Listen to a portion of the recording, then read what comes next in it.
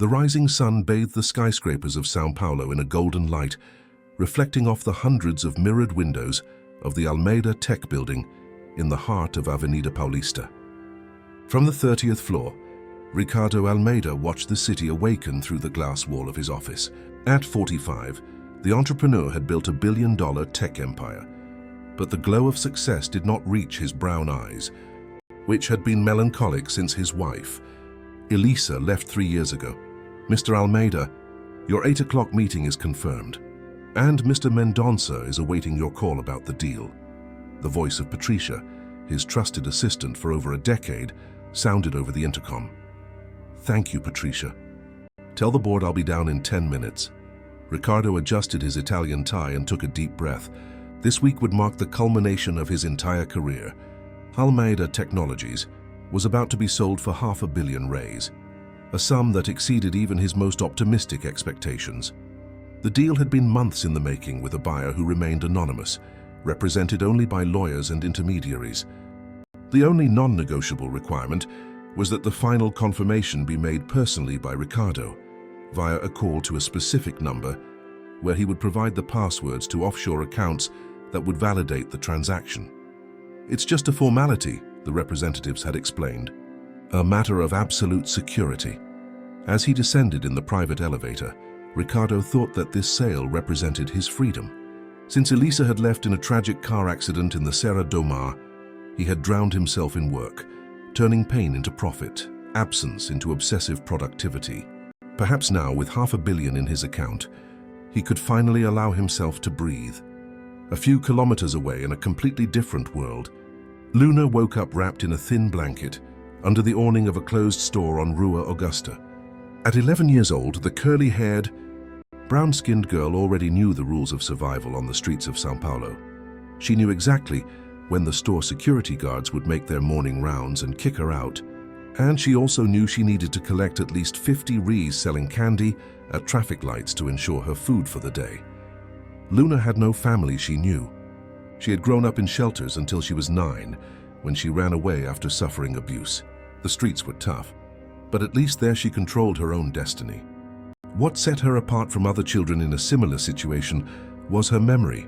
Luna never forgot a face, a name, or a conversation.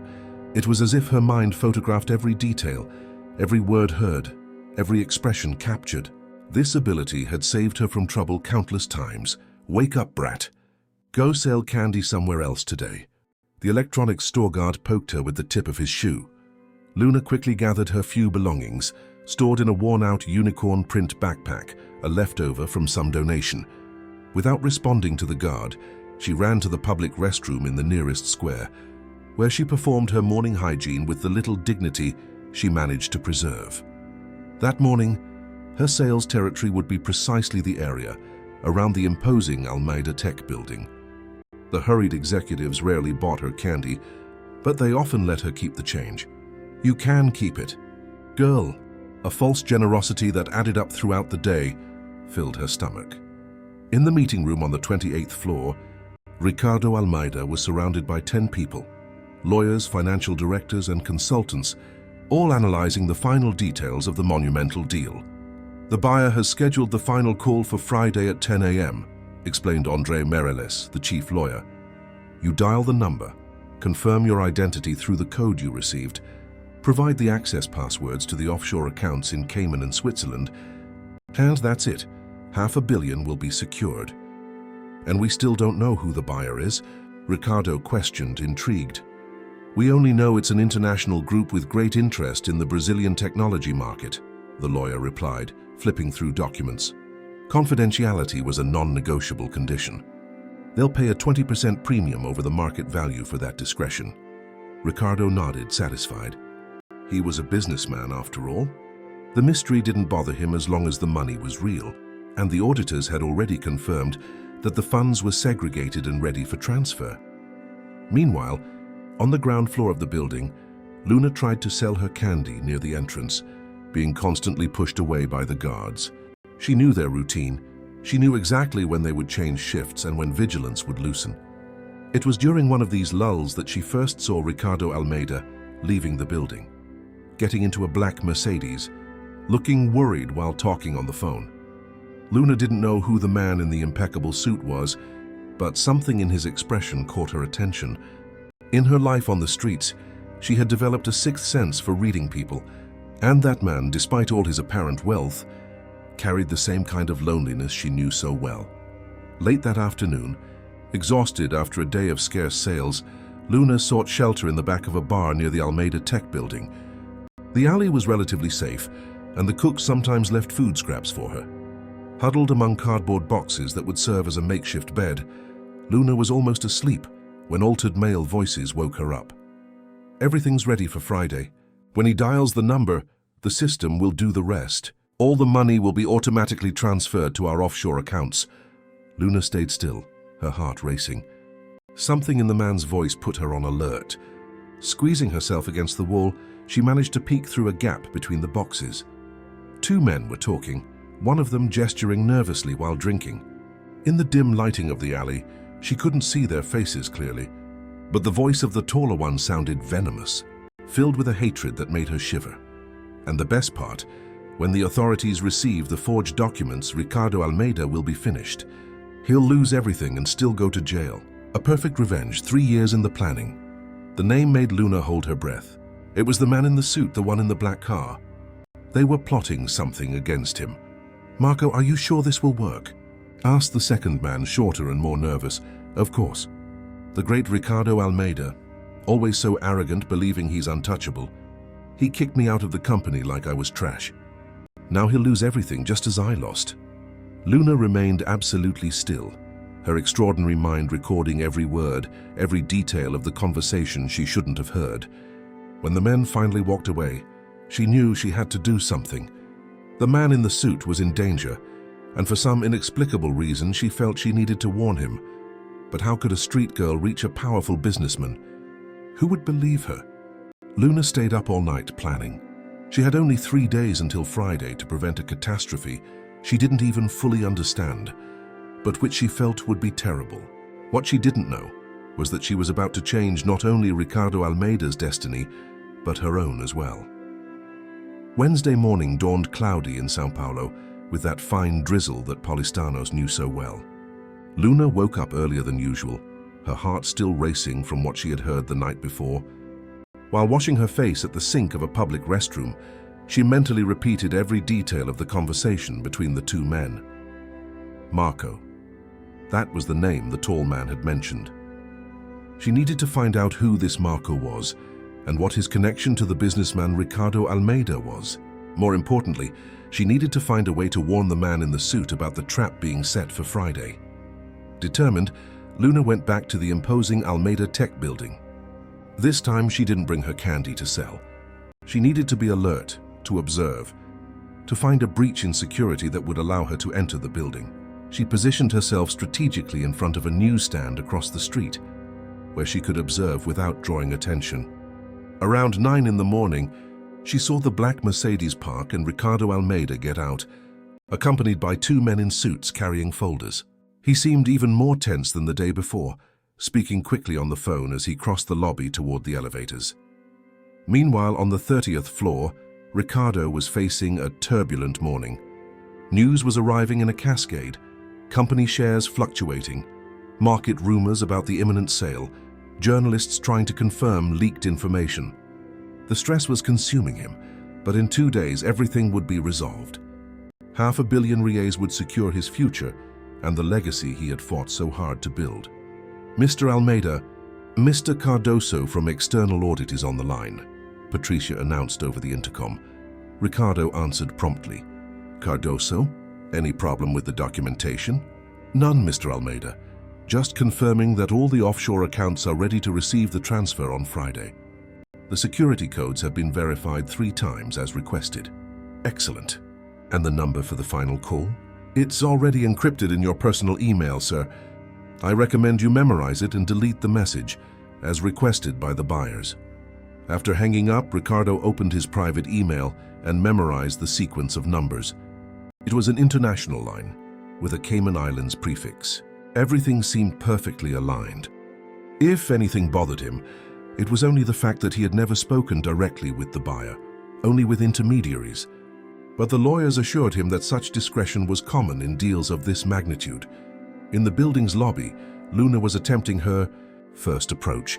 She had observed that at 11:30 a.m., the guards changed shifts, creating a small window of opportunity. With her unicorn backpack on her back, she mingled with a group of students visiting the building on a school field trip. The improvised cardboard ID she had made with a piece of tape wouldn't withstand a closer inspection. But in the confusion of noisy teenagers, she managed to get past the first checkpoint. The problem arose at the metal detector. A security guard noticed her appearance, which was out of place with the school group, and approached her. "Hey girl, where's your responsible teacher?" Luna froze for a moment, then vaguely pointed to a group of adults further ahead. The guard was unconvinced. "Come on, show me your school ID. I forgot it at school," Luna stammered. "Then you'll have to leave. This is a private building, not a shelter for street kids." Luna was escorted out while desperately trying to explain, "I need to talk to Mr. Almeida. It's very important. It's about a guy named Marco." The name meant nothing to the guard, who pushed her gently but firmly onto the sidewalk. "Stay away or we'll call the Child Protective Services." Frustrated, Luna sat on the curb watching the building's entrance. Her first attempt had failed, but she wouldn't give up. People like her were invisible to the world, ignored by hurried passers-by. She would use that invisibility to her advantage. Meanwhile, on the 28th floor, Ricardo was conducting a video conference with the legal representatives of the mysterious buyer. On the screen, 3 men in suits, all with foreign accents, reviewed the final details of the transaction. "So it's confirmed for Friday. 10 a.m., Mr. Almeida," one of them said, with a metallic voice. "You will make the call from your office using a secure line." "Yes, everything is arranged," Ricardo confirmed. "But I confess I'm intrigued. Why so much confidentiality?" "In deals of this magnitude, it's common to know who we're dealing with." The 3 men on the screen exchanged brief glances. "Our client values their privacy extremely. Mr. Almeida, it's a cultural matter, let's say. But I can guarantee that their reputation is impeccable and that their funds are of a completely legal origin." The meeting ended with cordial greetings, but Ricardo remained uneasy. There was something strange about the deal, although he couldn't pinpoint exactly what. 20 years of business experience had taught him to trust his gut.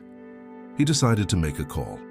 "Patricia, please connect me with Carlos Ribeiro from Corporate Intelligence." Carlos was a former federal police officer who now ran a private investigation agency, frequently hired by Almeida Tech to check the backgrounds of employees and business partners. In 20 minutes, he was in Ricardo's office. "I want you to investigate this buyer group more deeply," Ricardo asked, handing him a folder. "I know we've already done the usual checks, but something doesn't smell right. I want to know who is really behind this offer." "Any specific suspicions?" Carlos asked, flipping through the documents. Ricardo hesitated. "Not exactly. Just a gut feeling. Also check if there's any connection to people from my past. Ex-partners, competitors, ex-partners like Marco Vasconcelos?" Carlos asked, raising an eyebrow. Ricardo stiffened at the name. Marco had been his partner in the early years of Almeida Tech. Brilliant, charismatic, but too ethically flexible. The discovery of a multi-million-dollar embezzlement led to a turbulent breakup 3 years earlier. Marco had left swearing revenge, but since then seemed to have disappeared from the corporate map.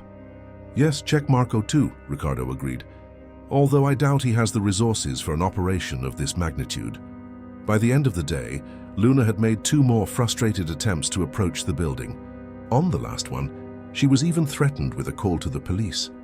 Tired and hungry, she returned to the same alley as the night before, hoping to hear some more useful information.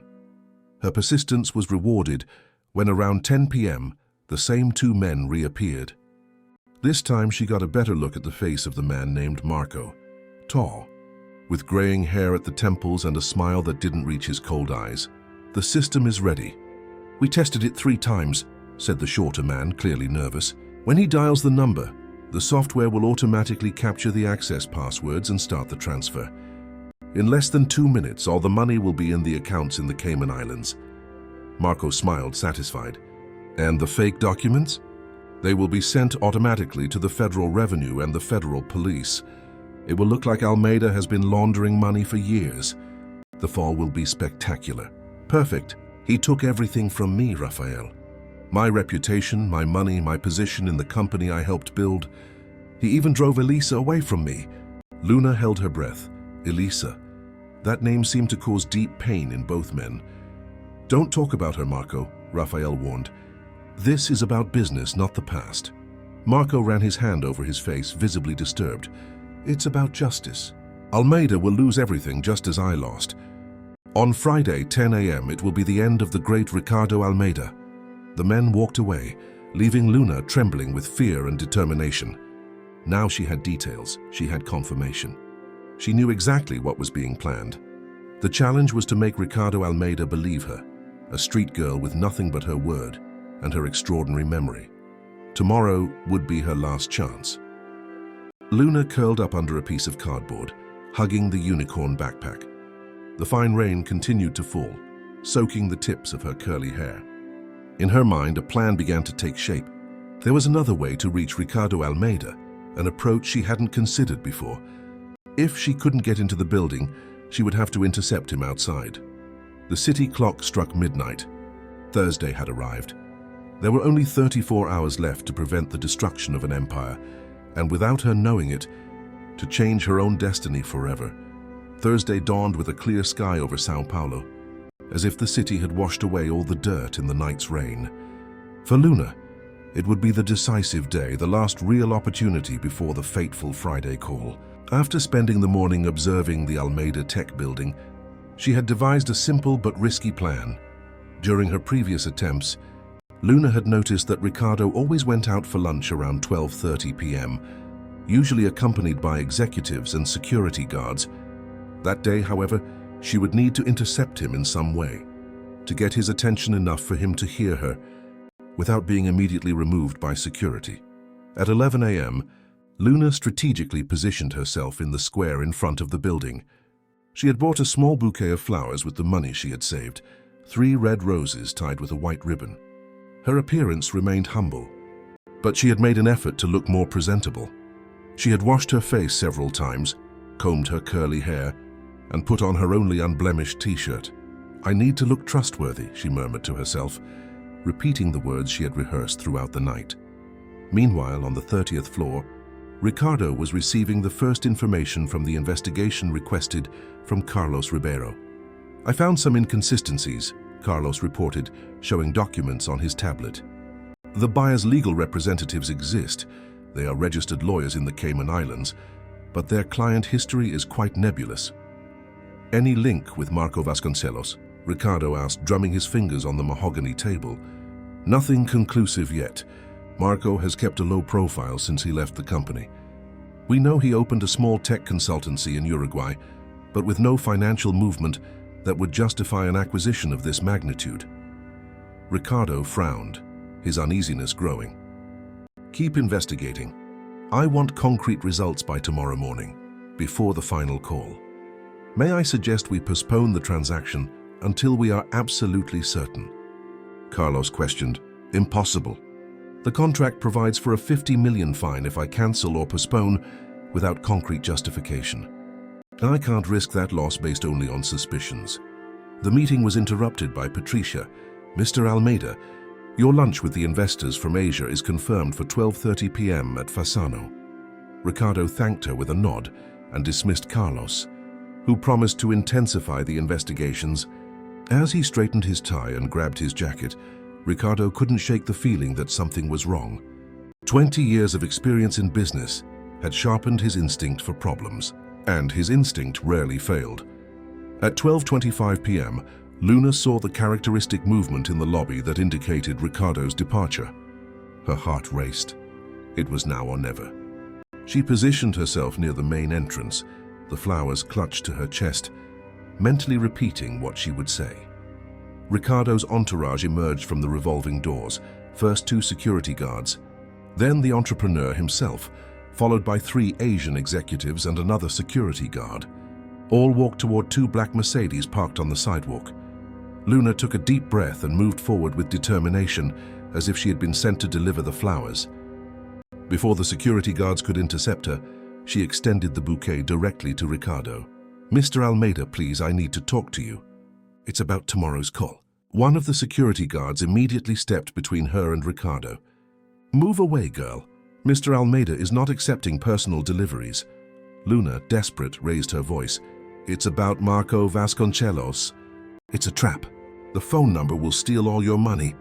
The name Marco made Ricardo stop abruptly. He looked at the ragged girl with the flowers in her hand, then at his head of security. "It's okay, Jorge, let her speak." "Sir, we are late for lunch," one of the executives warned, visibly uncomfortable. "One moment." Ricardo turned to Luna, keeping a cautious distance. "How do you know about Marco Vasconcelos? And what call are you talking about?" Luna spoke quickly, her words tumbling over each other. "I heard everything, sir. I was sleeping in the alley behind the Esquina bar near here. Two men were talking. One of them was Marco. He said that when you call the number tomorrow, a system will steal all your money and send fake documents to the police." Ricardo studied the girl intently. There was genuine desperation in her eyes, but also a lucidity that contradicted her appearance as a street girl. "When did you hear this?" "The night before last. And yesterday again, in the same place." They came back and gave more details. "The system is automatic. It will transfer everything to accounts in the Cayman Islands in 2 minutes. And the buyer doesn't exist. It's all Marco's set up to get revenge on you." Ricardo's face paled slightly. The information matched what he was investigating. The Cayman accounts, the mysterious buyer, the final call scheduled for tomorrow. How would a street girl know these details? The transaction was confidential, known only to a restricted circle. "Mr. Almeida, we need to go," one of the executives insisted. Ricardo made a quick decision. "Jorge, take this girl to my office. Patricia should stay with her until I return. Offer her food and something to drink." Turning to Luna, he asked, "What is your name?" "Luna, sir." "Luna, if what you're saying is true, we need to talk more. Can you wait for me for 2 hours?" Luna nodded vigorously, her eyes shining with relief. "I can wait as long as it takes, sir." As Ricardo got into the car with the investors, Jorge led Luna back into the building. She still held the flowers, now a little crumpled by the tension of the moment. In the lobby, some employees looked with curiosity at the street girl, being escorted by the head of security. "Mr. Almeida asked me to take her to his office," Jorge explained to the receptionist, who raised her eyebrows in astonishment. On the 30th floor, Patricia received Luna with a mixture of surprise and distrust. "You can sit over there," she indicated a leather sofa in the waiting area. "Do you want water? Or maybe a soda?" "Water, please," Luna answered timidly, sitting on the edge of the sofa, afraid of dirtying the pristine leather with her worn-out clothes. Ricardo Almeida's office was bigger than any place Luna had ever been. Through the huge windows, she could see the entire city of São Paulo stretching to the horizon. On the wall behind Ricardo's desk, a photo caught her attention. The entrepreneur next to a beautiful woman with brown hair and a gentle smile. Elisa, Luna presumed. Patricia returned with water and a sandwich. "Mr. Almeida suggested you might be hungry." Luna accepted gratefully, suddenly realizing how hungry she was. She devoured the sandwich in minutes, while Patricia watched her with a mixture of pity and curiosity. "How did you meet Mr. Almeida?" the assistant asked, trying to understand the unusual situation. "I didn't know him until today," Luna replied between sips of water. "But I heard people talking about him planning to do something bad. I needed to warn him." Patricia seemed skeptical but asked no more questions. For almost 2 hours, Luna waited patiently, observing the movement of the office, the well-dressed people who came and went, the phones that rang incessantly. At 2:45 p.m., Ricardo finally returned, accompanied by Carlos Ribeiro. His face was serious as he entered the office and indicated that Luna should follow them to a private meeting room. "Luna, this is Carlos Ribeiro from Corporate Intelligence," Ricardo introduced. "I want you to tell him exactly what you heard, with all the details you can remember." Luna nodded, sitting at the oval meeting table. Carlos took a recorder from his pocket. "Do you mind if we record our conversation?" "No, sir." "Luna, before we start," Ricardo intervened, "I need to better understand your situation. How old are you? Where are your parents?" "I'm 11, sir. I don't have any parents that I know of. I grew up in the Esperanza shelter until I was 9 when I ran away. Since then, I've lived on the streets, selling candy at traffic lights. Ricardo exchanged a significant look with Carlos, who made a note. "And how do you know my name? How did you know where to find me? I saw you leaving this building a few days ago. Then when I heard those men talking about Ricardo Almeida, I realized it was the same man in the suit I had seen. They mentioned the company, Almeida Tech. It wasn't hard to find the building. The hard part was getting to talk to you." "I see. Now tell us exactly what you heard." "Every word, every detail." Luna closed her eyes for a moment as if accessing a mental file. When she reopened them, she began to speak with impressive precision, describing the conversation she had heard word for word, including details about the men's tone of voice, their gestures, the clothes they were wearing. She mentioned the automatic system, the Cayman accounts, the fake documents, the meticulously planned revenge. Carlos took notes frantically, occasionally asking questions to clarify specific points. Ricardo listened with growing attention, his face becoming increasingly tense. "And they mentioned a woman named Elisa," Luna concluded. "Marco got very upset when he talked about her. He said something like, 'He even drove Elisa away from me.'" Ricardo visibly paled, his hands gripping the arm of the chair. "Elisa was my wife. She and Marco were close before our marriage. Do you believe me?" Luna asked anxiously. Ricardo and Carlos exchanged glances. "Your story coincides with information we were already investigating," Ricardo replied cautiously. "But we need concrete proof before we take any action." "The alley!" Luna suddenly exclaimed. "They said they would go back there tonight for the final adjustments to the system." "If you're there, you can hear them too." Carlos leaned forward, interested. "That could work. We can install recording equipment, capture the conversation as evidence." Ricardo checked his watch. "And we have a few hours to prepare everything." He turned to Luna. "Can you show us exactly where they met?" Luna nodded vigorously. "Yes, sir. I know every corner of that alley." "Great." Ricardo stood up, determination replacing the uncertainty on his face. "Carlos, get your team together. We'll need surveillance equipment, an emergency judicial warrant, and as a precaution, some trusted men."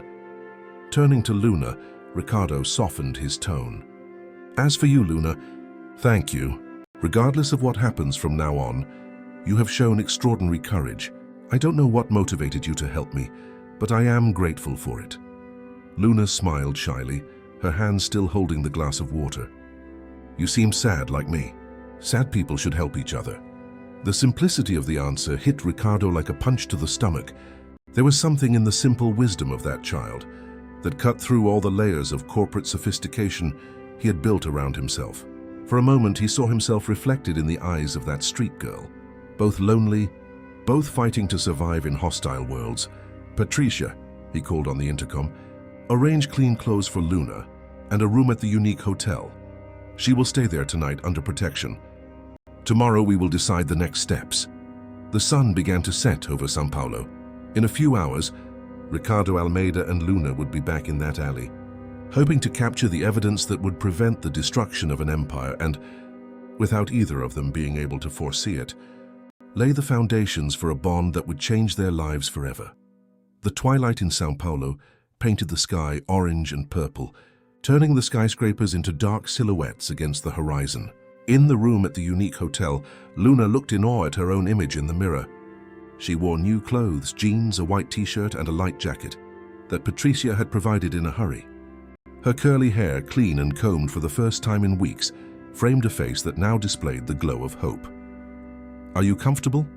asked Patricia, who had been assigned to accompany her until Ricardo's return. Luna nodded, still admiring the futuristic room of the five-star hotel with its oval window and panoramic view of the city. "I've never seen a place like this," she confessed, timidly touching the soft quilt on the king-size bed.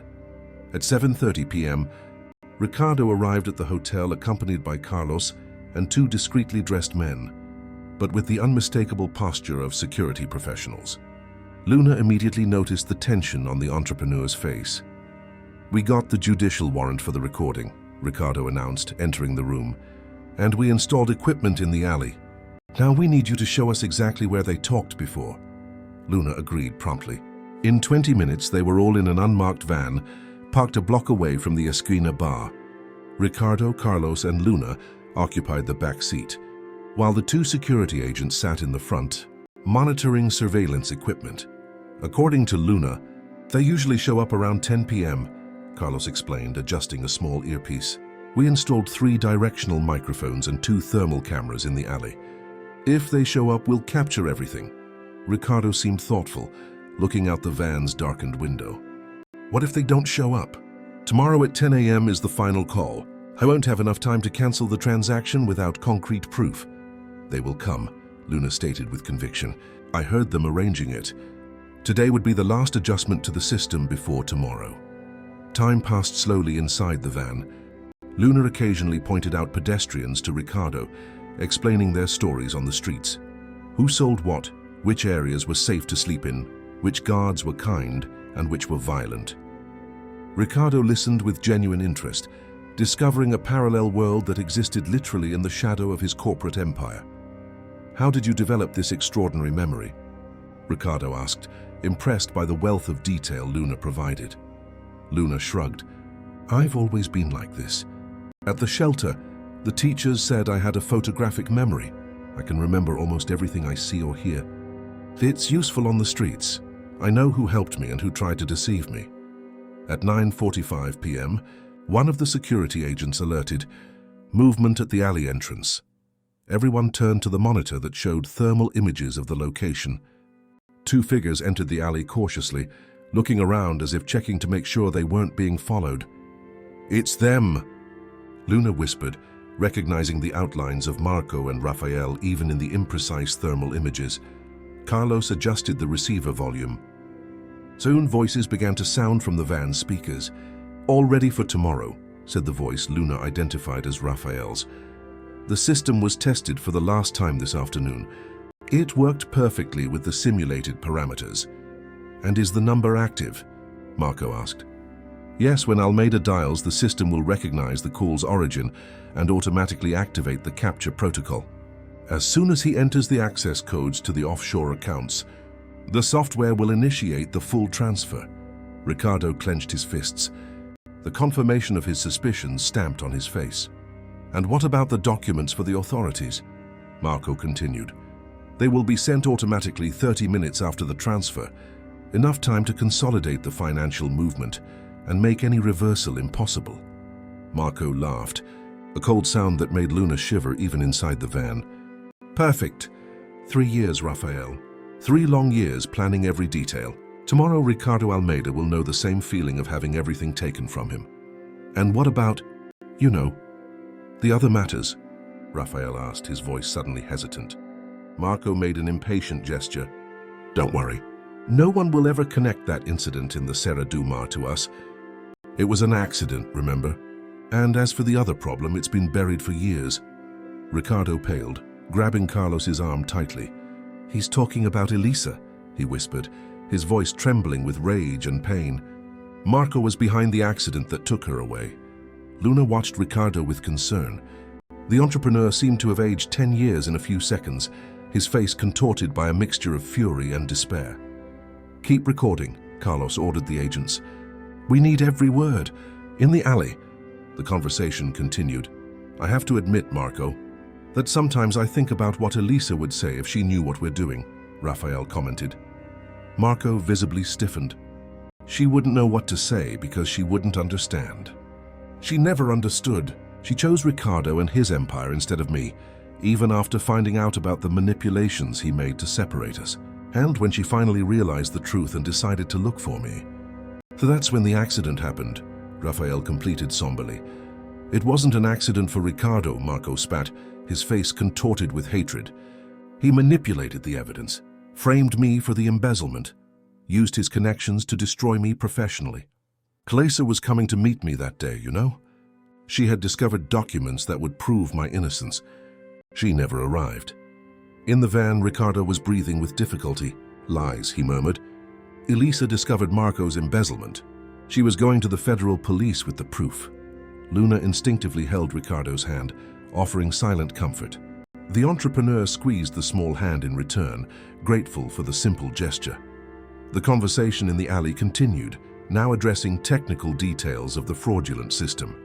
Raphael explained how the software would redirect the money through several countries before reaching the final accounts, making tracing virtually impossible. "And what about the girl?" Marco suddenly asked. Luna froze, realizing they were talking about her. "What girl?" Raphael questioned, confused. "That street girl who hangs around the Almeida Tech building. I noticed she was watching the entrance very closely the last few days. She seemed to be waiting for someone. Probably just a beggar," Raphael scoffed. "But if you want, I can send someone to check on her tomorrow before the call." "No, leave it," Marco decided after a moment. "I'm getting paranoid. Her street kid is no threat to our plan." Carlos momentarily turned off the microphone in the van. "We have enough. They've just confessed to the fraud and insinuated involvement in your wife's accident. With this recording and the judicial warrant, we can contact the federal police right now." Ricardo nodded slowly, the initial shock giving way to cold determination. "Do it. I want Marco and his accomplice arrested before dawn." As Carlos coordinated the operation with the authorities by phone, Ricardo turned to Luna. "You were right about everything. If it weren't for you, tomorrow I would have lost everything." "How can I thank you?" Luna smiled shyly. "You don't need to thank me, sir. I just did what I thought was right." "No, Luna, you did much more than that," Ricardo insisted. "You saved me from complete destruction. And you possibly brought justice for Elisa." The entrepreneur's voice faltered as he mentioned his wife. In less than 30 minutes, discreet federal police cars surrounded the alley. Marco and Raphael, surprised by the sudden approach, were detained without resistance, while the agents collected additional evidence from their cell phones and portable computers. Back at the unique hotel, Ricardo watched the early morning news, which was already reporting the arrest of 2 suspects of planning a multi-million-dollar cyber fraud against an important technology entrepreneur. No names had been released, momentarily protecting the reputation of everyone involved. Luna, exhausted by the day's events, had fallen asleep on the sofa in the room, wrapped in a soft blanket. Ricardo watched her with a mixture of gratitude and admiration. How could a child who had nothing have risked so much to help a complete stranger? The answer came in the form of a memory, Luna's simple words from hours before. "You seemed sad like me. Sad people should help each other." Perhaps there was a deep wisdom in that childish observation. In the last 3 years since Elisa's departure, Ricardo had isolated himself in his pain, turning it into cold ambition, distancing himself from genuine human connections. The fortune he had accumulated had not filled the void left by the loss. And now, a street girl with nothing but courage and kindness had not only saved his financial empire, but also offered a window into something he had forgotten: compassion. The phone rang, interrupting his thoughts. It was Carlos. "Ricardo, they've confessed everything," he announced without preamble. "The fraudulent system, the financial trap, everything. But there's more. We found documents on Marco's laptop that strongly suggest his involvement in Elisa's accident. He sabotaged her car's brakes, Ricardo." "It wasn't an accident." Ricardo closed his eyes, a deep pain piercing his chest. "He killed her because she discovered his frauds?" "Not exactly," Carlos replied hesitantly. "According to the documents, Elisa had discovered that Marco was embezzling money, yes. But she also found evidence that he had forged her signature on several company documents. She was on her way to the federal police when the car went off the road in the Serra do Mar," Ricardo completed, his voice choked. "Exactly. And there's one more thing, Ricardo. Something about a woman named Teresa Campos. We are still investigating who she was." The name meant nothing to Ricardo. "Keep me informed. And Carlos, thank you." As he hung up, Ricardo noticed that Luna had woken up and was watching him with sleepy eyes. "Is everything okay, sir?" "Yes, Luna. Thanks to you, everything is okay now." He hesitated, then asked, "Luna, have you ever heard of a woman named Teresa Campos?" Luna frowned, concentrating. "No, sir. The name isn't familiar to me." "That's okay. It's not important right now." Ricardo smiled, trying to push away the shadow that the conversation with Carlos had brought. "You should rest. Tomorrow will be a new day for both of us." While Luna fell back asleep, Ricardo remained awake, contemplating the impressive twists and turns of the last 24 hours. The fraudulent transaction had been averted. Marco was in jail, finally facing justice for his crimes. The truth about Elisa was beginning to emerge, and a brave girl had entered his life, completely transforming it. What Ricardo didn't know was that the mention of Teresa Campos would open yet another door in the past, one that would connect his destiny to Luna's in ways neither of them could imagine. The morning light invaded the room at the unique hotel, waking Luna from a deep, restful sleep, her first in years in a real bed. For a moment she was disoriented, until the memories of the day before came back in a cascade. The alley, the police operation, Marco and his accomplice being detained. Ricardo was already awake, talking on the phone near the window. He wore a clean shirt and dress pants, but had dispensed with the tie and jacket, a rare informality for him. "Yes, cancel all meetings today. I need to resolve urgent personal matters," he instructed Patricia. Upon noticing that Luna had woken up, he smiled and ended the call. "Good morning. Did you sleep well?" Luna nodded, still amazed by the comfort of the luxurious bed, like never before. "I ordered breakfast for us. It should arrive in a few minutes." Ricardo sat in the armchair near the bed. "In the meantime, we need to talk about your future, Luna." The girl straightened up, suddenly alert. In her experience, when adults talked about your future, it usually meant more changes, more uncertainties. "You saved my company and possibly my life," Ricardo continued. "I can never thank you enough for that, and I cannot in good conscience allow you to go back to the streets.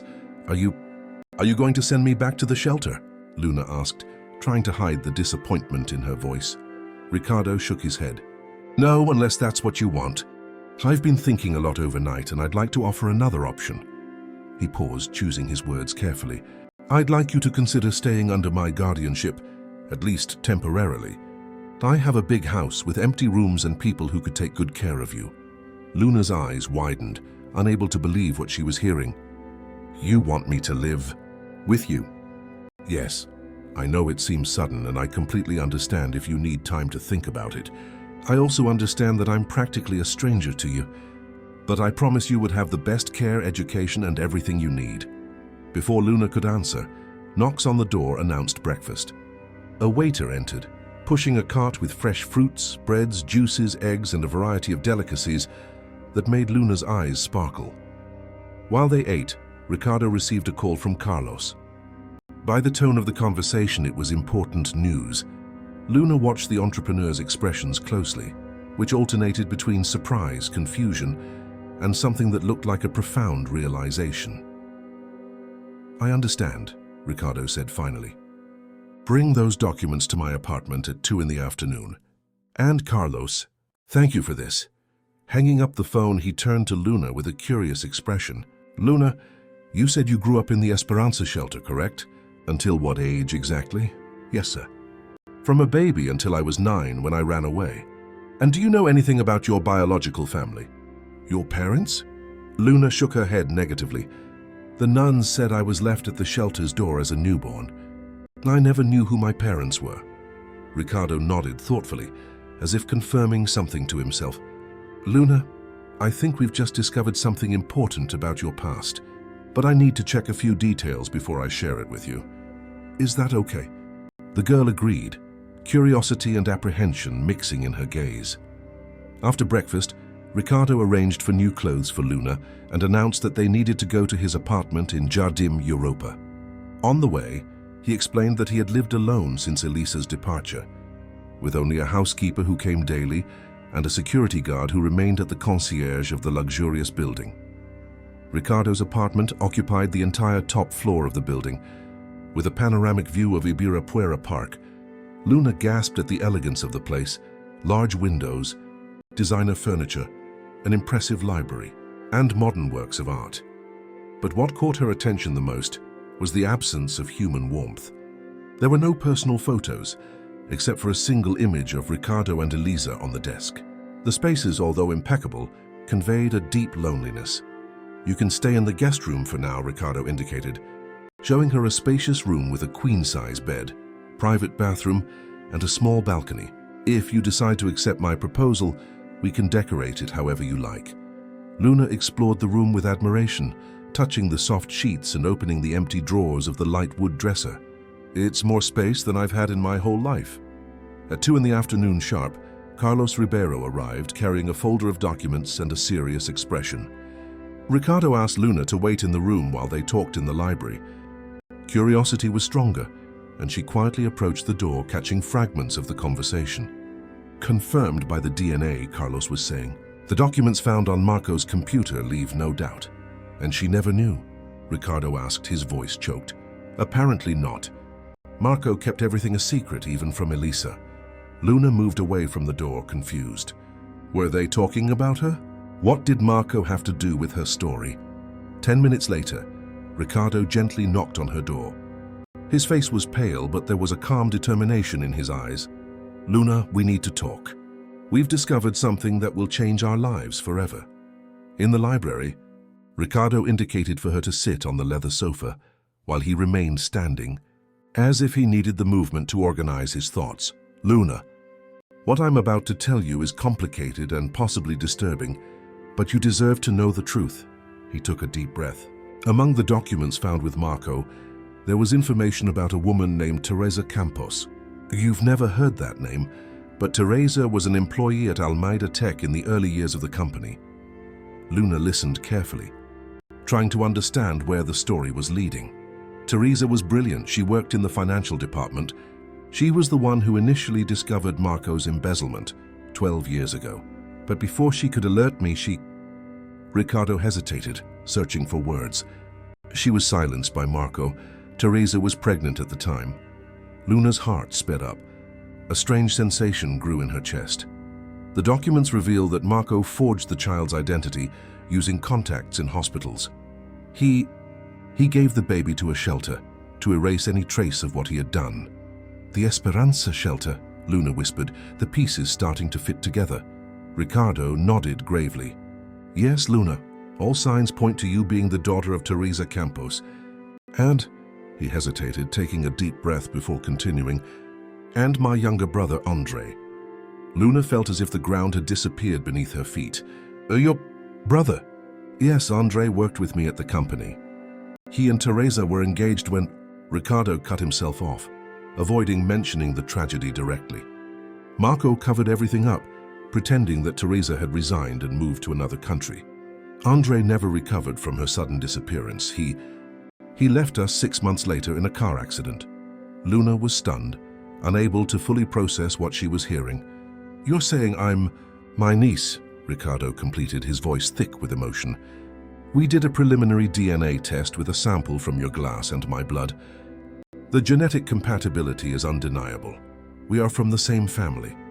Silent tears began to stream down Luna's face. All her life she had wondered who she was, where she came from. And now, in an impossible twist, she was discovering not only her origins, but that she had a living relative, an uncle who, by an extraordinary coincidence, she had saved. Does that mean... Luna began, trying to organize her thoughts. It means you are no longer alone in the world, Luna. Ricardo approached, kneeling to be at her eye level. It means you have a family, a home, a place where you belong. The entrepreneur held out his hand hesitantly, as if he feared Luna might disappear at any moment. She looked at the extended hand and, after a moment of hesitation, threw herself into Ricardo's arms, releasing years of loneliness in a desperate embrace. For several minutes, uncle and niece remained hugged, both processing the magnitude of that revelation. Carlos watched discreetly from the door, moved by the scene. When they finally separated, Ricardo gently held Luna's shoulders. I understand this is a lot to absorb at once. You have every right to be confused, scared, even suspicious. But I promise I will do everything in my power to make up for the lost years, to give you the life you deserve to have from the beginning. Luna wiped away her tears, a hesitant smile forming on her lips. So when you offered for me to live here, I didn't know we were related yet, Ricardo confirmed. I offered because you saved my life, and because I saw in you extraordinary courage and kindness. Now I have even more reasons to want you here. You are my family, Luna. The only family I have left. Carlos cleared his throat, gently interrupting the moment. Ricardo, we need to discuss the legal aspects. There are procedures to officially establish guardianship, especially considering the unusual circumstances. Ricardo nodded. Of course, but that can wait a few hours. I think Luna and I need time to get to know each other properly. Turning to his newfound niece, he asked, "What do you think about taking a walk? There's so much I want to tell you about your father." My brother. For the first time that she could remember, Luna felt a sense of belonging that transcended any material comfort. It wasn't the soft bed of the hotel or the luxurious apartment that made her feel at home. It was the newfound connection, the invisible bond of blood and shared history. "I would love that," she replied, a genuine smile lighting up her face. As they prepared to leave, Luna stopped in front of the only photo of Elisa on the desk. She studied the woman's delicate features, her gentle smile. "She would have loved to meet you," Ricardo commented, noticing Luna's interest. "Elisa always wanted us to have children. Destiny didn't allow that, but maybe it found another way to fulfill her wish." Luna touched the photo frame with reverence. "She seemed kind. She was the kindest person I ever knew," Ricardo confirmed, the pain of loss still evident in his voice. "And you know something curious? She loved unicorns just like you." He pointed to Luna's worn-out backpack with its faded print. "She used to say they were symbols of hope and magic in the real world." The coincidence made Luna smile. Perhaps there really was something magical about those improbable encounters, in the invisible lines that connected people across time and space. As they left the apartment for the park, Luna instinctively held Ricardo's hand. The entrepreneur, initially surprised by the spontaneous gesture, squeezed the small hand gently. There was no longer the billionaire and the street girl, just an uncle and a niece, beginning to rebuild a family shattered by tragedy and betrayal. What neither of them knew, as they walked under the trees of Ibirapuera, was that Marco still held one last secret, one that would again threaten the fragile happiness they were beginning to build. The following weeks brought extraordinary changes for Ricardo and Luna. The legal procedures to establish temporary guardianship were accelerated thanks to Ricardo's connections and the exceptional circumstances of the case. A full DNA test officially confirmed the kinship, sealing what both already knew in their hearts: they were family. The guest room was transformed into a personalized space for Luna, with sky-blue walls, a bookshelf full of books, a state-of-the-art computer, and on the bed, a collection of plush unicorns, a surprise gift from Ricardo that brought tears of joy to his niece. October was coming to an end, bringing a slight decrease in São Paulo's temperature. On that Friday afternoon, Luna was returning from her first week at the international school, where Ricardo had enrolled her after evaluations confirmed her extraordinary intelligence, despite the years without formal education. "How was the math test?" Ricardo asked, welcoming her back to the apartment. He had rearranged his schedule to be present whenever Luna returned from school, a commitment that surprised even his closest collaborators. "I think I did well," Luna replied, placing her new backpack, still with a unicorn print but now a brand name one, on the sofa. "The teacher said I have a natural aptitude for numerical patterns, whatever that means." Ricardo smiled, proud. Luna's ability to absorb knowledge was impressive. In just 3 weeks, she had caught up on months of content, quickly adapting to the school environment, despite her classmates' initial distrust of her unusual story. "I have a surprise for you," Ricardo announced, leading her to the library. On the central table, next to 2 cups of hot chocolate, was a digital frame. Ricardo pressed a button and the screen lit up with a photo of a young man, extremely similar to Ricardo, but with softer features and a carefree smile. "Your father," Ricardo explained softly. "Andre at 28, 6 months before he met your mother." Luna approached, mesmerized by the image. It was the first time she had seen her father's face. In his eyes, she recognized the same shape as her own. In his smile, an inexplicable familiarity. "You two looked alike," she commented, looking from Ricardo to the photo. "In appearance, yes, but we were very different in personality," Ricardo replied with a nostalgic smile. "I was the pragmatic one, always worried about business and numbers. Andre was a dreamer, passionate about literature and music. We complemented each other perfectly in the company." Luna touched the screen gently. "And my mother? Do you have photos of her too?" Ricardo nodded, sliding to the next image. A woman with brown skin and curly hair just like Luna's smiled, hugged by Andre. Both wore Almeida Tech badges and looked radiant. Teresa Campos. Brilliant accountant, free spirit, musical talent. Your father used to say he fell in love the instant he heard her singing karaoke at the company's year-end party. Luna studied every detail of the image, avidly absorbing these pieces of her past. I have her hair, and her eyes too. And from what I've been observing, her extraordinary memory. Teresa had the same ability. She could remember entire pages of financial reports after reading them just once. For almost 2 hours, Ricardo shared stories about Andre and Teresa, showing more photos, telling anecdotes from when they worked together. For Luna, every word was an invaluable treasure, filling the void of a life without roots. Why did Marco do this to them? Luna finally asked, the question that hung over the entire story. Why separate my mother from my father? Why send me to an orphanage? Ricardo sighed heavily, choosing his words carefully.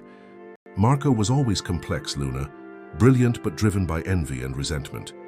Teresa discovered the embezzlement he was doing, millions of reais being transferred to personal accounts. When she confronted him, he feared being exposed, and Ricardo stopped, reluctant to explain the brutality of what had happened. He hurt her, Luna completed, understanding what was left unsaid. Ricardo nodded gravely. And then he hid everything. None of us knew you existed. If we had known. His voice failed. If we had known, we would have moved heaven and earth to find you. Luna held her uncle's hand, offering comfort. It was strange how the roles sometimes reversed between them, the powerful businessman finding strength in the resilience of the niece who had grown up on the streets. The moment was interrupted by the intercom. It was Carlos Ribeiro requesting an urgent meeting. When the investigator entered the library minutes later, his face was grim. We need to talk in private, Ricardo. You can speak in front of Luna, Ricardo replied firmly. I promised her there would be no more secrets in our family. Carlos hesitated, then nodded. As you wish. Marco Vasconcelos has requested a meeting with you. He says he has crucial information about Elisa that he will only share in person. Ricardo's face hardened. He's in jail. How does he expect me to go there? In fact, he proposed a supervised video conference. The federal police would authorize it with all security measures. Ricardo walked to the window, watching the São Paulo skyline as he considered the proposal. What's your opinion, Carlos? Is it a trap? Hard to say. Marco has already confessed to enough crimes to spend decades in prison. I don't see what he would gain with more lies at this point. Ricardo turned to Luna, who was watching the conversation in silence. What do you think? The question surprised both Luna and Carlos. Was the entrepreneur really asking an 11-year-old girl's opinion on such a delicate matter? Luna thought for a moment before answering. I think you should listen to him, but don't believe him easily. Marco has lied a lot. But if he knows something important about Elisa that can bring you peace, maybe it's worth it. Ricardo smiled, impressed by the wisdom of the answer. Then it's decided. Carlos, organize the video conference for tomorrow. I want to close this chapter once and for all. The next morning, Ricardo's office was prepared for the video conference. Luna had insisted on being present, and after some hesitation, Ricardo agreed, on the condition that she would remain out of the camera's view. At precisely 10 a.m., the screen in the meeting room lit up, revealing Marco Vasconcelos in an orange prison uniform.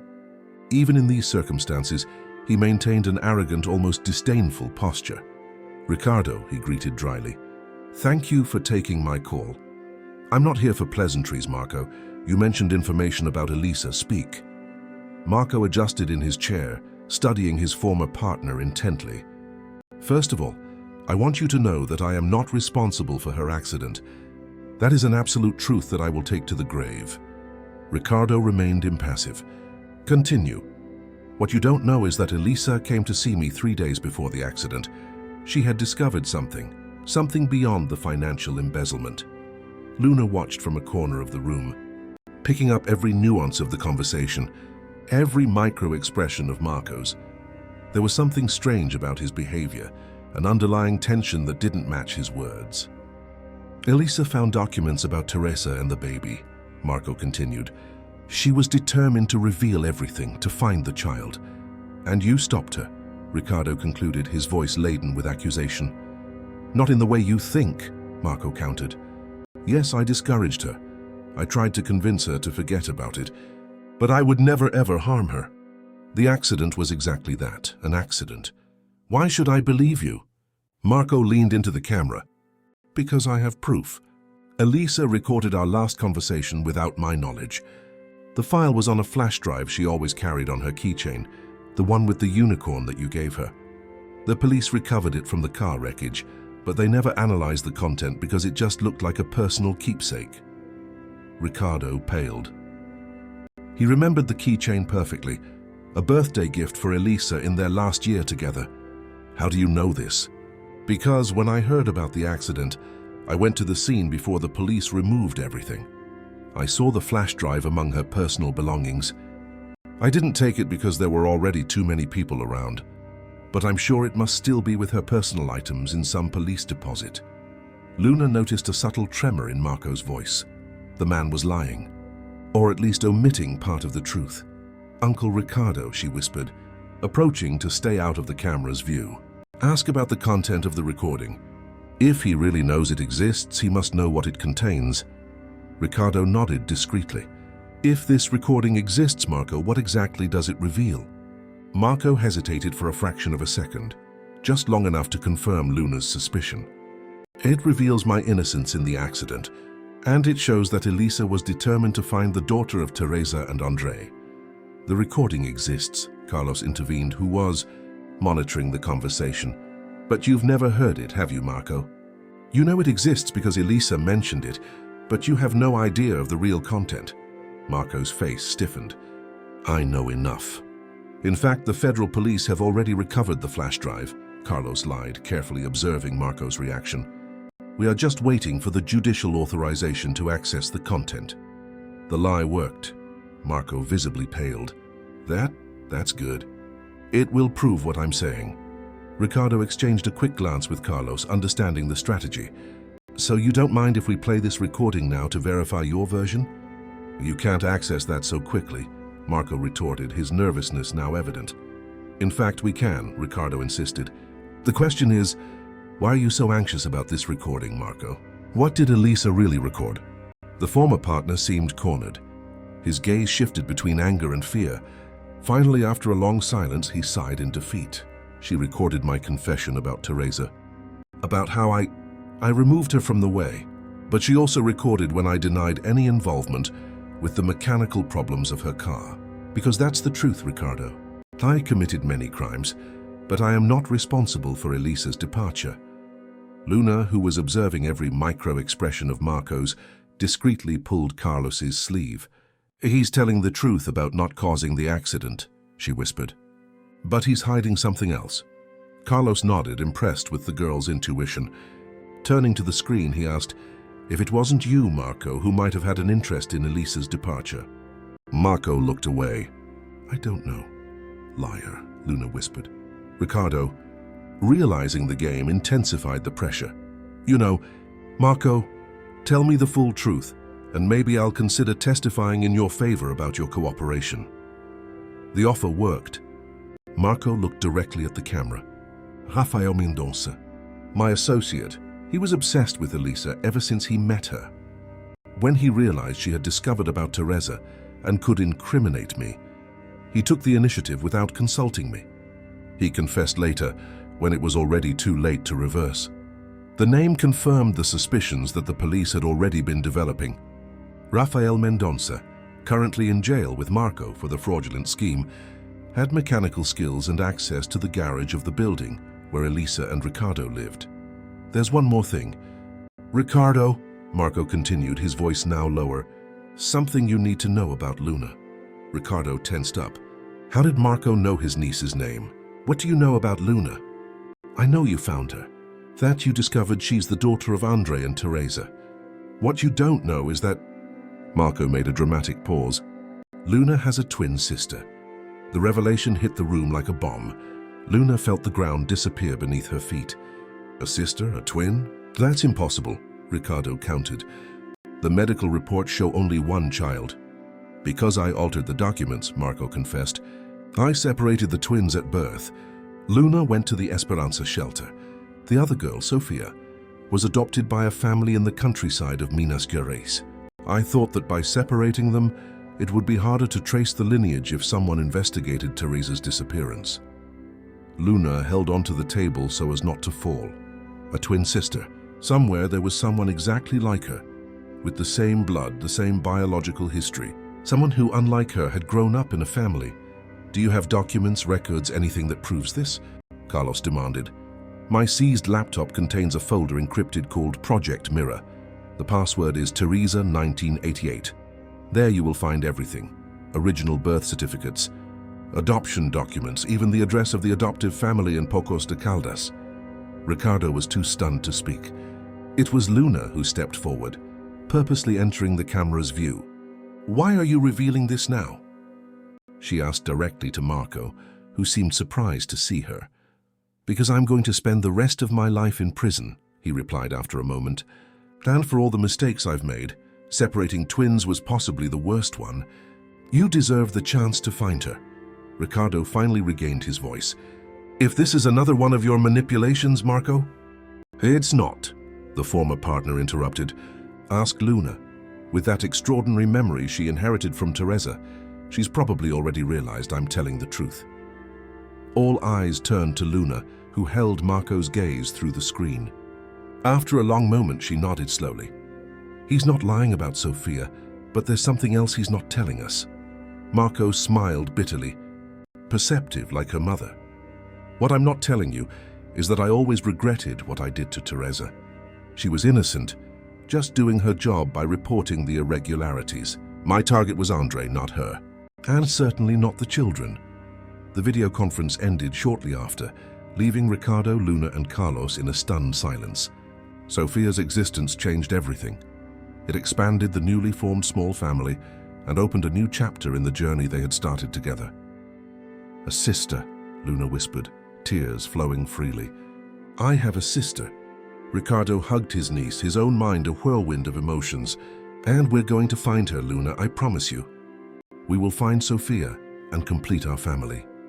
As the afternoon fell over São Paulo, Ricardo made frantic calls, mobilizing investigators and lawyers. Luna remained at the apartment window, looking at the horizon, imagining what her sister would be like. Would she have the same curly hair, the same extraordinary memory? Would she also feel that inexplicable emptiness that had always accompanied her, as if a part of her were somewhere else? Somewhere in Minas Gerais, a girl named Sofia was living her life, completely unaware of the twist that was about to happen. Two girls separated by fate, two halves of the same beginning, about to be reunited in a story that transcended any fiction. The small city of Pocos de Caldas dawned shrouded in the typical fog of a Minas winter morning. Ricardo's Mercedes meandered along the road that cut through the mountains, getting closer and closer to the destination that would forever change the lives of all the vehicle's occupants. Luna looked out the window at the green landscapes, alternating between anxiety and excitement.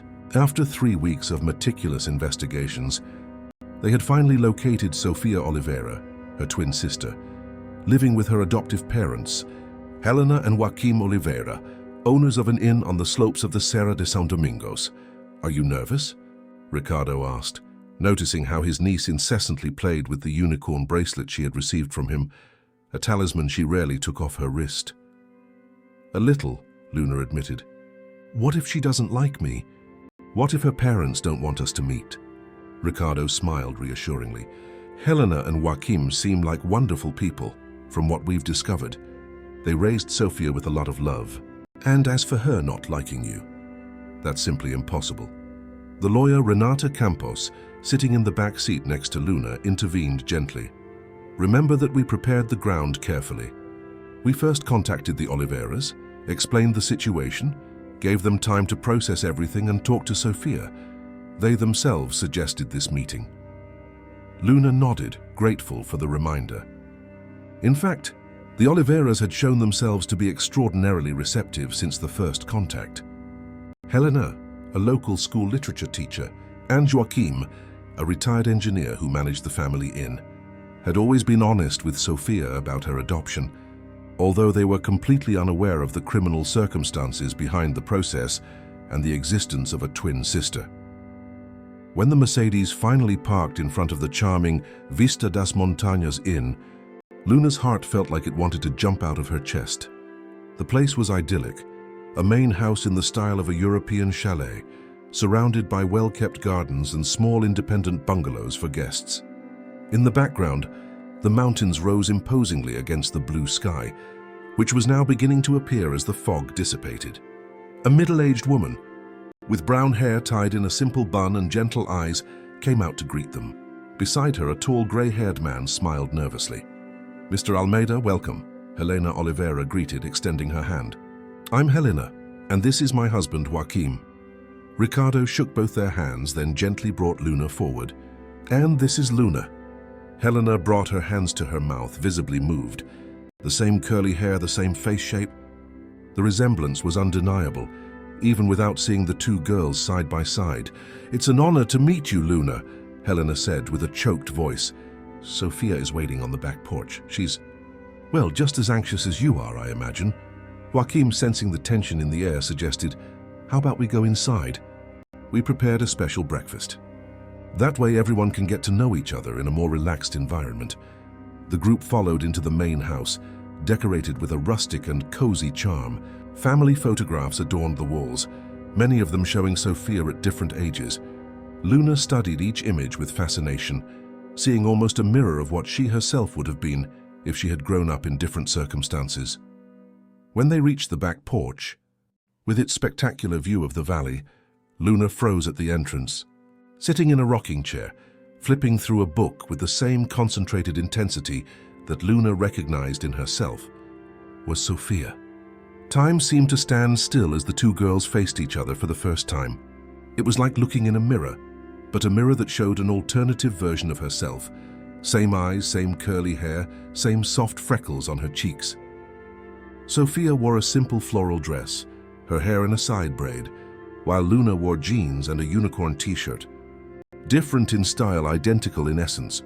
"Hi," was all Luna could manage to say, her voice almost gone. "Hi," Sophia replied, slowly getting up, the book forgotten on the chair. For a moment that seemed eternal, the two remained a few steps apart, studying each other with curiosity and astonishment. Then, as if responding to a silent call that only they could hear, they both took a step forward simultaneously. "You like unicorns," Sophia observed, noticing Luna's t-shirt and bracelet. Luna smiled shyly. "I always have." "And you like to read." "I love it, especially adventure and mystery stories." Ricardo, Helena, Joaquim, and the lawyer watched the scene with emotion, discreetly staying away to give the girls space for this first encounter. "It's strange," Sophia continued, "but as long as I can remember, I always felt like something was missing. Mom and Dad are wonderful, but there was an emptiness that didn't make sense." Luna nodded emphatically. "I felt the exact same thing. Like a part of me was somewhere else. As if we were halves of a whole," Luna completed.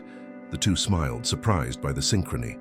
After another moment of hesitation, Sophia held out her hand.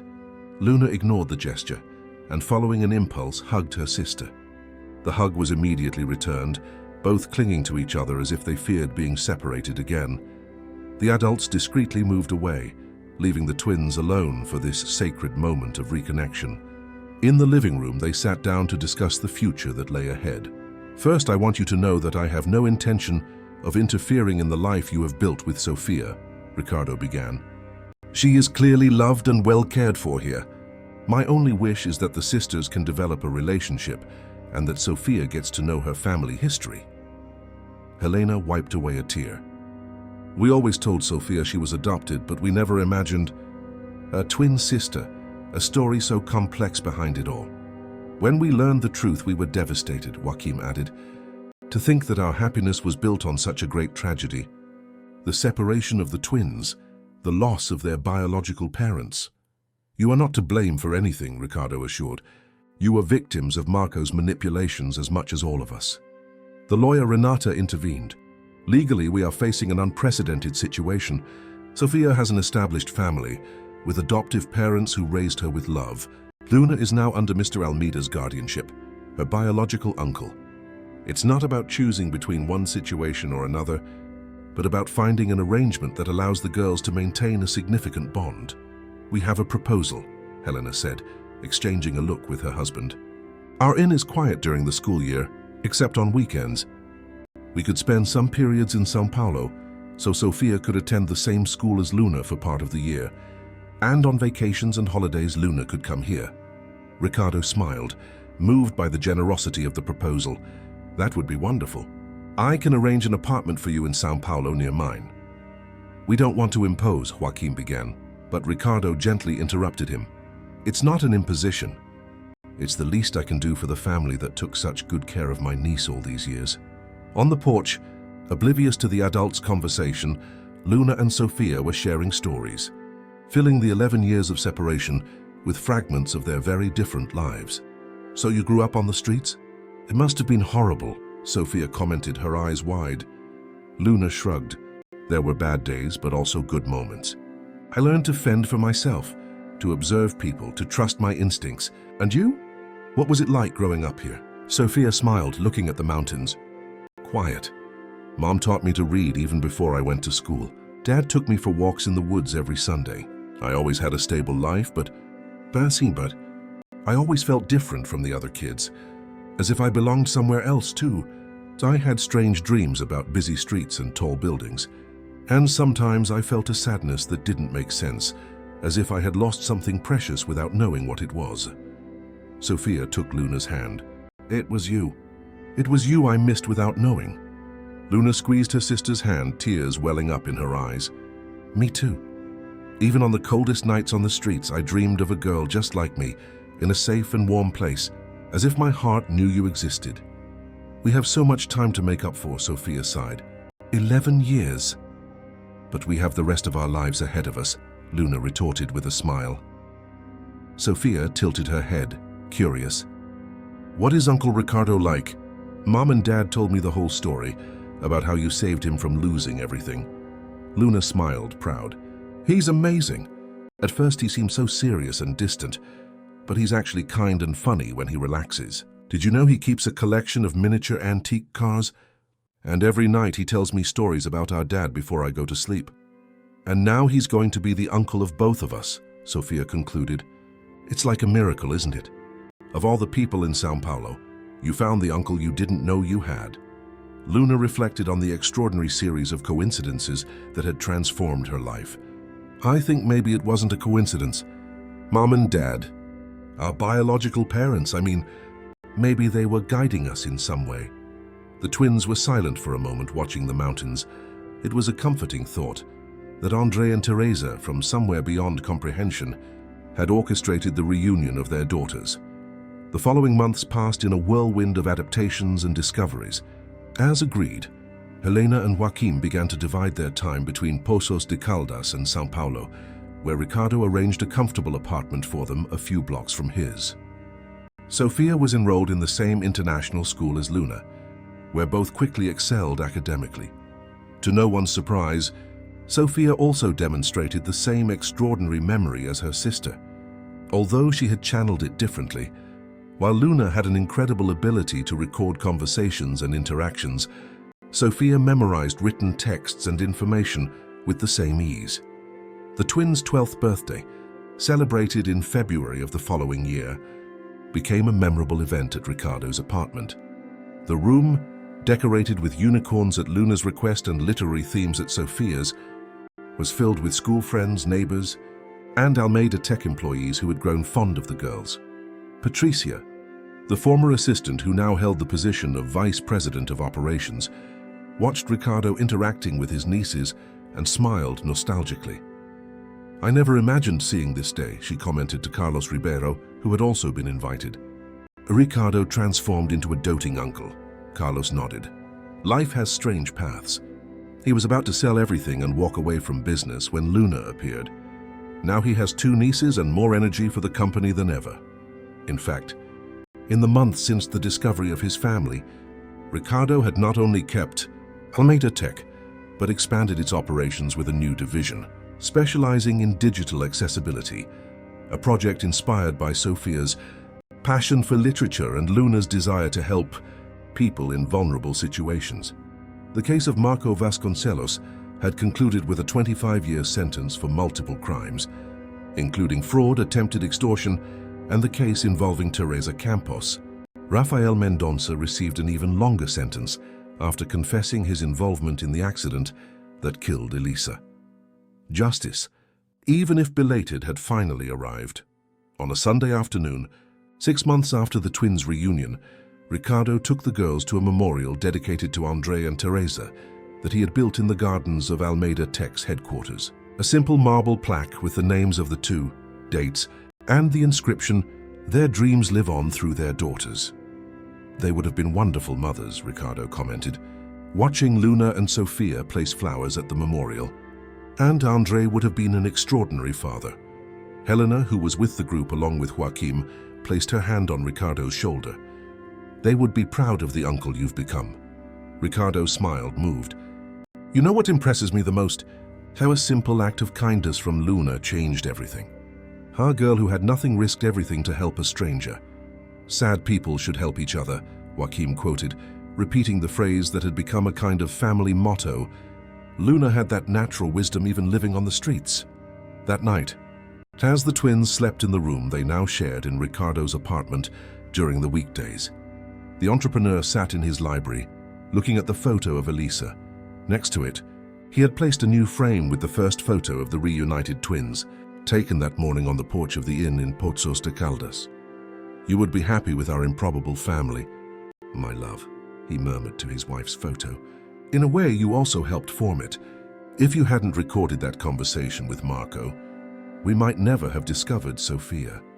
The unicorn-shaped flash drive that had belonged to Elisa now rested in a small glass box on the shelf, a symbol of the truth that, even buried for years, eventually found its way to the light. A year after the fateful day when Luna had shouted, "Don't call that number," on the sidewalk of Avenida Paulista, everyone's lives had been transformed in unimaginable ways. Luna, from a street girl to the heiress of a tech empire, now divided her time between intense studies, social projects for street children, her personal passion, and discovering the world alongside the sister she never knew she had. Sofia, ripped from her quiet existence in Pozos de Caldas, had adapted surprisingly well to the part-time life in São Paulo, finding in her twin sister not only a friend, but a part of herself she had always felt was missing. Ricardo, who had been a phone call away from losing everything, now had more than he had ever dreamed of, not in financial terms, but in genuine human connections, renewed purpose, and the family that destiny had returned to him in such an improbable way. Helena and Joaquim, who initially feared losing their beloved daughter to her biological family, discovered that love could expand, creating new bonds without breaking old ones. On a September afternoon, exactly 1 year after the day that changed everything, Ricardo took the twins for a special walk along Avenida Paulista. They stopped at the exact spot where Luna had intercepted him. It was here, Ricardo explained to Sofia, who already knew the story but had never visited the exact location. Your sister was standing right here with 3 roses in her hand, shouting for me not to make that call. Luna smiled, embarrassed and proud at the same time. I was so nervous. I was sure the guards would drag me away before I could explain. What if that had happened? Sofia asked, always fascinated by the coincidences and accidents that had brought the family together. Ricardo looked at the 2 girls, so physically identical, so distinct in personality, both equally precious to him. I believe we would have found each other anyway, eventually. Some stories are destined to happen, even if they try to prevent them. Luna took Sofia's hand on one side and Ricardo's on the other. Together, the 3 continued their walk along the busy avenue. A family formed by the most improbable circumstances, united by bonds that transcended blood and time. That afternoon, as he watched his nieces laughing together in front of a window decorated with unicorns, Ricardo thought about how his life had transformed over the past year. From a lonely man obsessed with work to a dedicated uncle with a new purpose in life. From an entrepreneur about to sell everything to an innovator with projects inspired by his niece's passions. And all because a brave girl had shouted, "Don't call that number," on that sidewalk. Sometimes, Ricardo reflected, those who seem to have nothing are the only ones who can save those who have everything. And sometimes saving someone actually means saving yourself. As night fell over São Paulo, the lights of Avenida Paulista turned on one by one, illuminating the way home for the improbable family that destiny, against all odds, had reunited. A family formed not only by blood ties but by courageous choices, second chances, and the kind of love that transcends all barriers, even time and separation. A family that began with a warning cry from a girl who had nothing to a man who had everything, except what really mattered. End of story, dear listeners. We hope the story of Luna, Ricardo, and Sofia has touched your heart. To continue this emotional journey, we have prepared a special playlist with equally captivating stories. Find it here by clicking on your left. If you like this story, don't forget to subscribe to our channel and like the video. Every day we bring unique stories that explore the complexity of life and the encounters that transform destinies. Don't miss our next content. We look forward to reading your comments.